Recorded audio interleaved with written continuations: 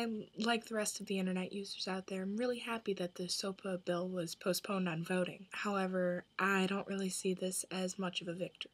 As you heard, it's postponed. It's not dead. They're just going to try to rework it to make the population think it's okay. You're still going to end up having the same regulations and the same strictness. This is why I don't understand why so many people are so excited about it and calling it a victory. Just because you win the battle doesn't mean you win the war. Really, the same lawmakers are going to still be in office. The same lawmakers are going to be up for re-election, and the same population that's going to be affected by a lot of the laws that they make is not going to vote. That is one of the biggest problems. The younger generation will vote in presidential elections, but will not vote in smaller elections. Let this serve as proof to you of why it's important for you to vote. Not just your president, basically he's a mascot anyway. You should always vote for your senators and for your congressmen. Without that, you're not going to take care of the lobbyists. Make educated votes. So not just randomly picking, oh, well, they're a Democrat, so I'm going to vote for them, or they're a Republican, so I'm going to vote for them. Look at their voting record. It takes a little bit of effort, but you're on the internet anyway if you're watching this. Therefore,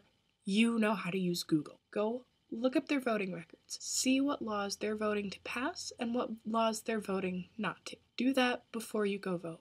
But always, always, always go vote. Because unless you make sure that these people do not get reelected, they will try to pass the law again and again and again and again and again. Just them postponing it doesn't mean that you've won. Bitching and moaning about something isn't solving it. It's just delaying the inevitable.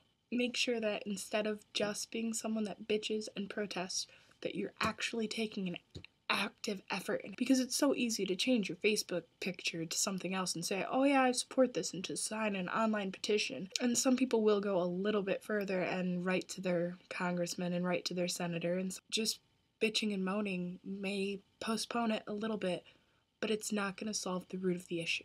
Make sure that you are taking an active part in your government. Don't just vote in major elections for like president and stuff. Vote for senators, vote for congressmen, vote for your mayors, vote for your governors. And if worse comes to worse and you're like me, wait until you're 25 and then decide, fuck it, I'm gonna run. Yeah, no one would vote for me.